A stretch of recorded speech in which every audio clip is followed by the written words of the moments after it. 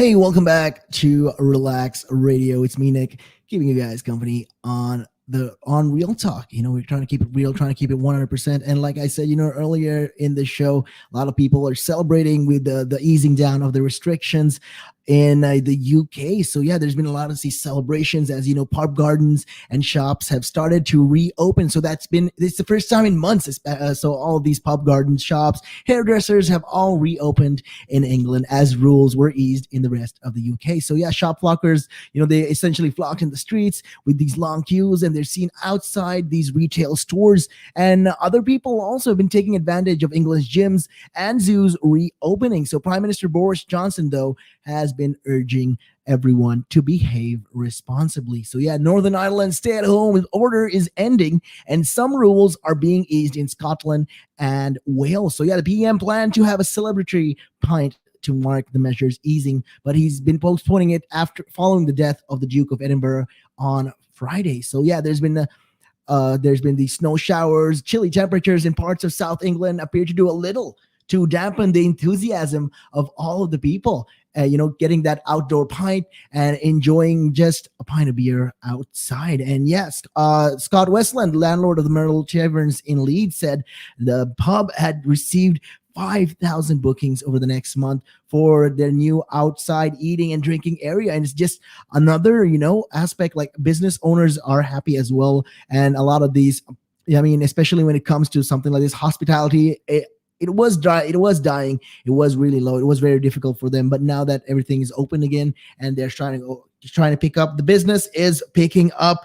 So, but at the same time, the Prime Minister did say to behave responsibly, and he wanted to have his pint, but he did not, due to the death of the Duke of Edinburgh, and that was back on Friday. However, Downing Street did confirm that Mr. Johnson did have a haircut before he paid tribute to the Duke in the House of Commons. So yeah, Marika Smith, general manager of the general manager of Hull and Leisure Center, said all of their swimming times were already fully booked by Monday. So yeah, a lot of these hairdressers as well, they opened their salon all until midnight for their first cut in 2021, adding that they've already been booked for the first few a week. So shoppers have been rushing back to the high streets as queues formed outside branches of all of these stores, and retailers extended their opening hours. So yeah, another business that reopened is like the spa businesses, which have offered at-home salons and spa treatments in London, Manchester, Brighton, and all of these places. So basically the rules change in England from Monday include all of these shops can reopen. Hairdressers, beauty salons, and other close contact services can stay open as well. Restaurants, pubs are allowed to serve food and alcohol to customers sitting outdoors. Gyms, spas, zoos, theme parks, libraries, and community centers can all stay open now. Members of the same household can take a holiday in England in self-contained accommodation. Non-essential journeys between England and Wales are now allowed, and up to 15 people can attend weddings and 30 can attend funerals. So that's something that has changed from Monday onwards. So yeah, children can also attend any indoor children's activity. Care home visitors will increase to 2 per resident.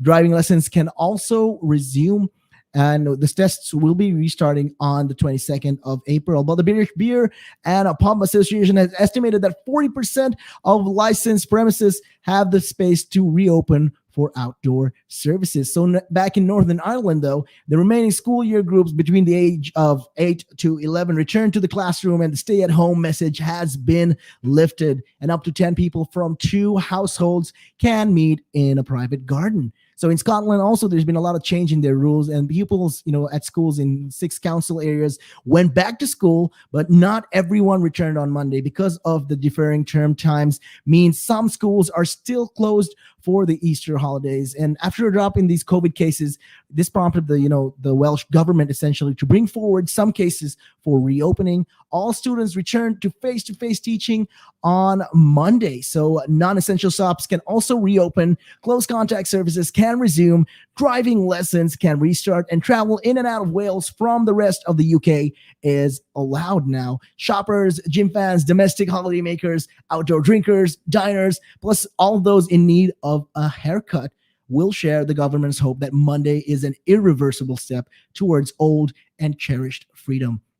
I mean, yeah. So, a lot of these business owners will be welcoming people back, will be welcoming clients back, customers back as well. But this significant easing of the lockdown is also an important test. So, the question is, will customers want or be able to return in sufficient numbers for firms to break even? And if they don't, what will it take to make the economy work again? Well, only 2 in 5 hospitality venues have any outdoor space, and the rules over future inside opening are still unclear. So the government and the opposition have distanced themselves from requiring COVID certificates for day-to-day life. But the government has also hinted individual businesses may require them if they wish. So yeah, a lot of these hospitality chiefs have said that they fear having to choose between two different ways to lose money: half empty venues without certificates, or full ones with extra staff and hassle to check the COVID status.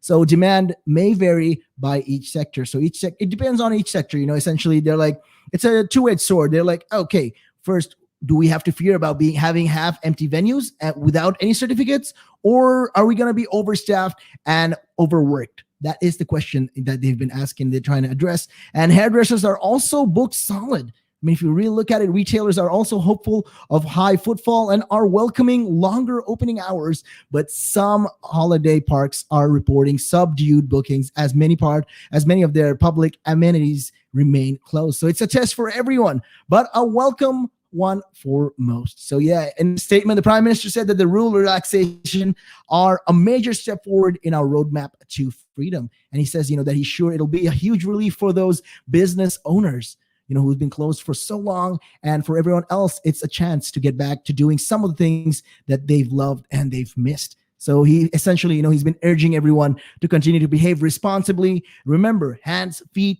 face, space, and fresh air to suppress COVID as we push on with our vaccination program.